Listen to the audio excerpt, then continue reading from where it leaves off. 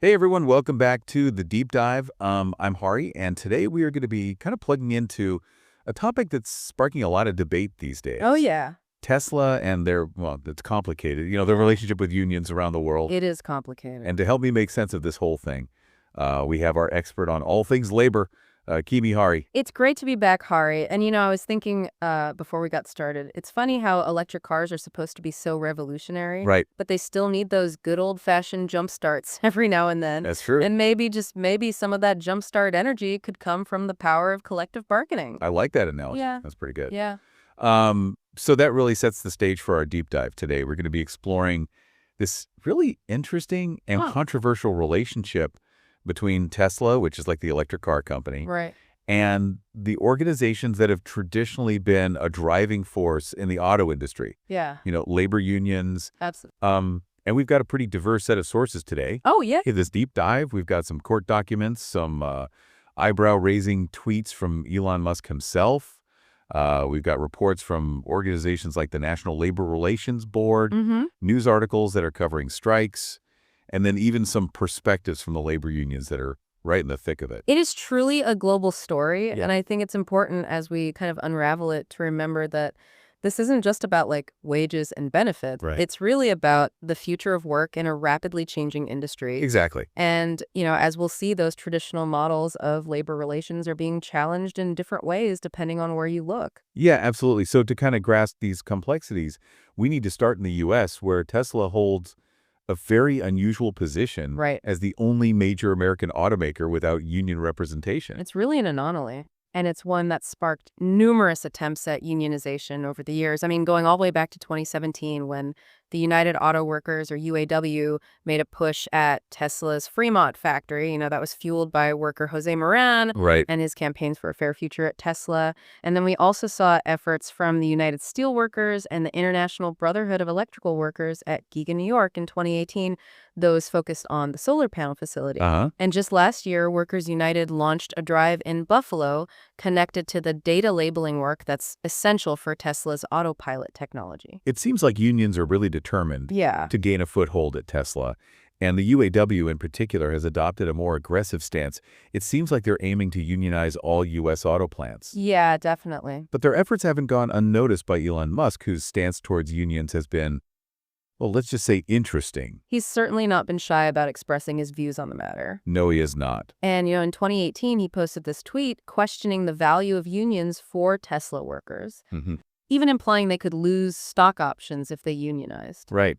Well, this caught the attention of the National Labor Relations Board, the NLRB, and they ultimately ruled that the tweet was illegal coercion. They ordered Musk to delete the tweet. Wow. And they mandated that Tesla reinstate a fired worker, Richard Ortiz, with back pay. Wow. Yeah. So what happened next is really interesting because Tesla, in a move that kind of surprised a lot of people, successfully appealed to the Fifth Circuit Court earlier this year, and they managed to overturn the NLRB ruling. Wow. The court ultimately protecting Musk's tweet as free speech. Quite a victory. Yeah, it really was a legal victory for Tesla and for Musk, but that didn't mean that the story was over, because in 2022, Musk, again, using Twitter, seemingly extended an olive branch by inviting the UAW to hold a union election at Tesla. But the UAW president met this invitation with skepticism, demanding that Tesla first acknowledge and address past wrongdoing. I can see that. Yeah, so this back and forth between Musk and the UAW really highlights the deep mistrust that exists between the two sides. Definitely. So in the U.S., we see this very contentious, very public battle playing out. Yeah.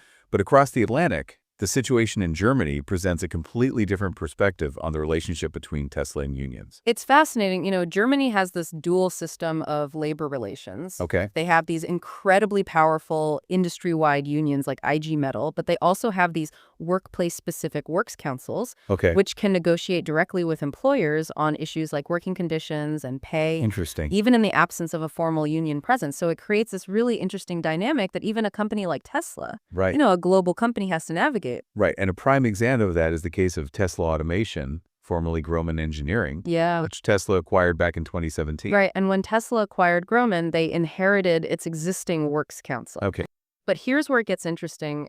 wages at Tesla Automation were noticeably lower than the regional standards set by IG Metals. So the Works Council, facing potential strikes organized by IG Metal, was able to negotiate wage increases to match those standards, Wow. all without a formal union agreement.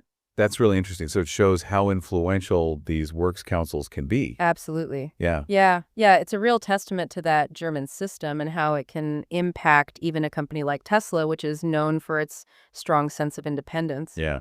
And speaking of unique dynamics, we need to look at Giga Berlin, Okay. Tesla's massive factory near the German capital, because it's become a real microcosm of this whole relationship Right. between a global company, its workers, and the established labor structures. So Giga Berlin seems to be a hotbed of activity on the labor front. Oh, yeah. And I understand it also established its own works council back in 2021. They did. Right. But even with a works council in place, tensions have persisted between Tesla and IG Metall, that powerful German union we talked about. Right.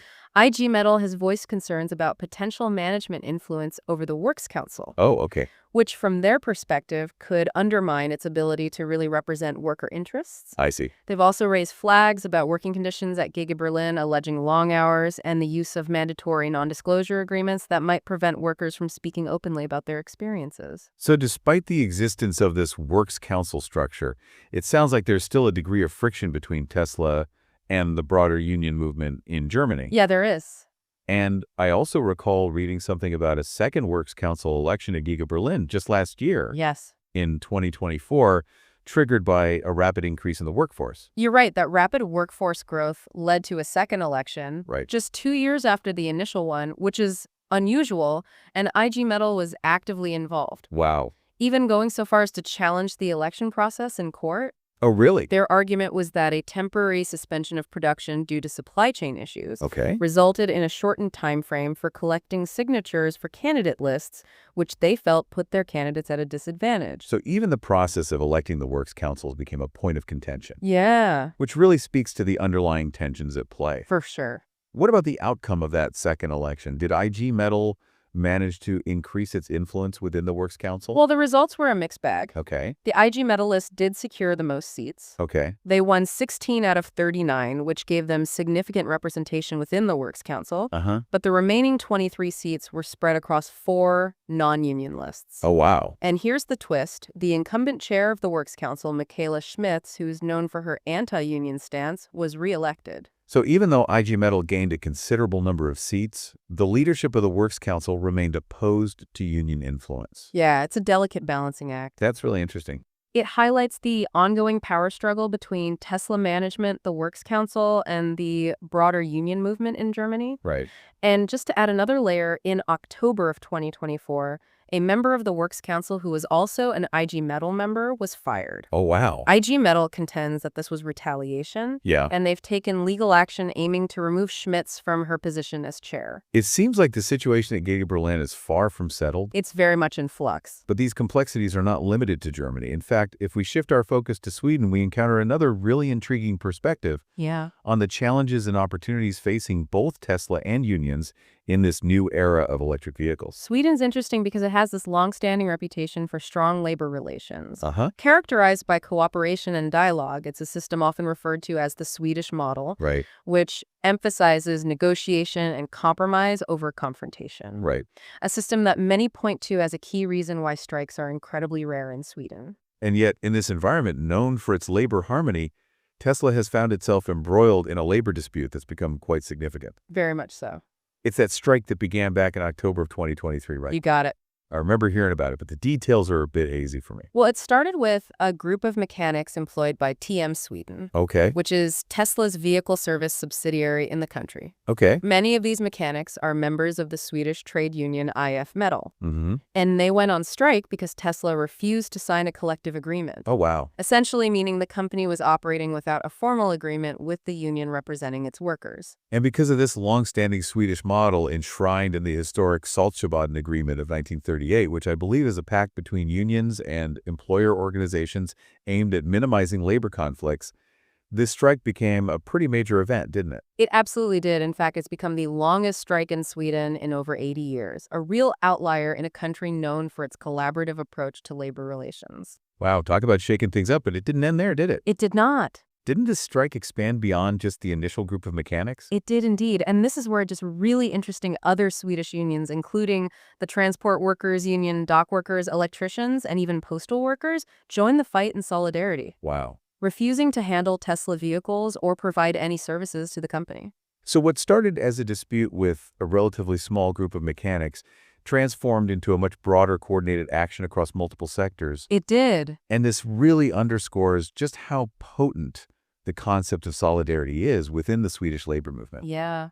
I'm curious, what was Tesla's response to this escalating situation? Well, initially it seems Tesla was quite resistant to the pressure from the unions. Uh-huh. There are even reports suggesting that Elon Musk personally instructed TM Sweden not to sign any collective agreements, Oh, really? a stance that predictably only intensified the situation and fueled the solidarity among the striking workers. It sounds like Tesla may have underestimated the resolve of the Swedish unions Perhaps. and their commitment to collective bargaining. It's possible. And what's even more remarkable is that the impact of this strike wasn't confined to Sweden's borders. That's right. The ripple effect of this dispute extended beyond Sweden's borders and into neighboring Nordic countries, Denmark, Norway, and Finland, where unions joined the blockade. Wow. Also refusing to handle Tesla vehicles or provide services to the company. Really? It was a striking demonstration of international solidarity within the labor movement. This is a powerful reminder that labor issues are not isolated. They can transcend national boundaries, especially in a globalized world. Absolutely. But all of this begs the question, did Tesla eventually take steps to address the concerns of the striking workers and the unions that supported them? Well, while it's difficult to know for certain what was happening behind closed doors, we do know that Tesla took a rather interesting step. Okay. They posted a job opening for a Swedish government affairs specialist, Oh, wow.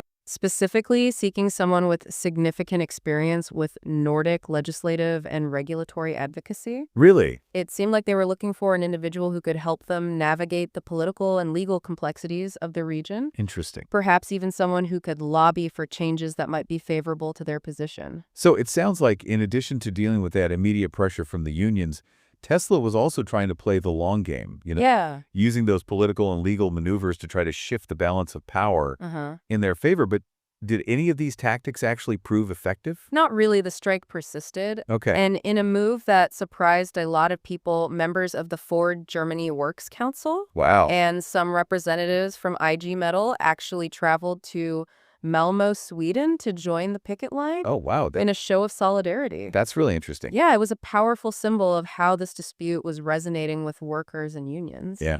Far beyond Sweden's borders, and it really underscored that interconnectedness of labor issues, in a globalized economy. This is such a great example of how workers in different countries, Yeah, even those employed by competing companies, can come together to support a common cause. exactly. But even as of January 2025, the strike was still going strong. It was. Were there any notable developments as the new year began? Well, there was a significant legal development in January 2025 when Tesla filed an appeal demanding that the Swedish Transport Agency be forced to provide license plates for their newly sold vehicles. Oh, wow. So, You see, the postal union's sympathy strike was blocking the delivery of these license plates, which essentially prevented Tesla from completing sales. Oh, wow. It was a pretty bold move. Yeah. And it really illustrated their determination to overcome those logistical hurdles created by the strike. It sounds like this strike in Sweden became a real test of wills. Yeah. A clash between, this global company trying to redefine the rules of the game and a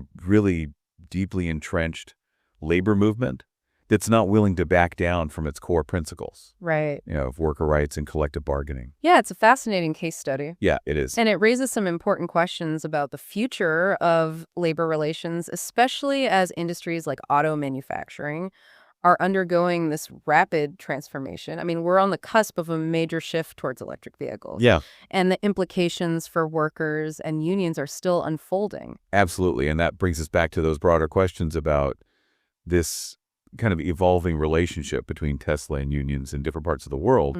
We've seen those legal battles in the U.S. Yeah. We examined the nuanced dynamics of Germany's Works Council system. And we explored the remarkable display of union solidarity in Sweden and across the Nordic region. Yes. And what strikes me is that each of these situations Yeah.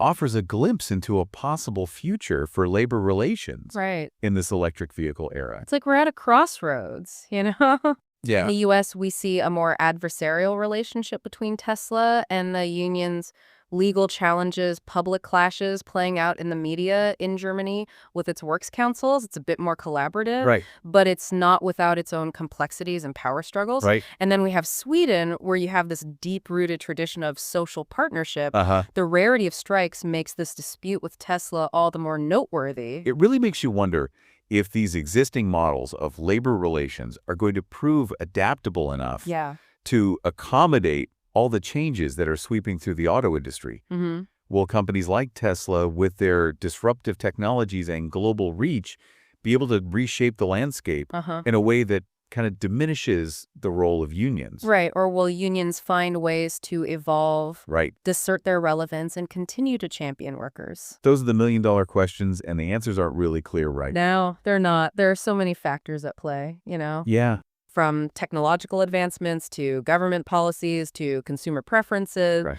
the evolving nature of work itself. It's a lot to consider, but as we kind of wrap up this deep dive today, I want to leave our listeners with a thought to ponder Okay. as this transition to electric vehicles accelerates, Uh-huh. creating both challenges and opportunities for workers. Right. What role will unions play in ensuring a just and equitable transition?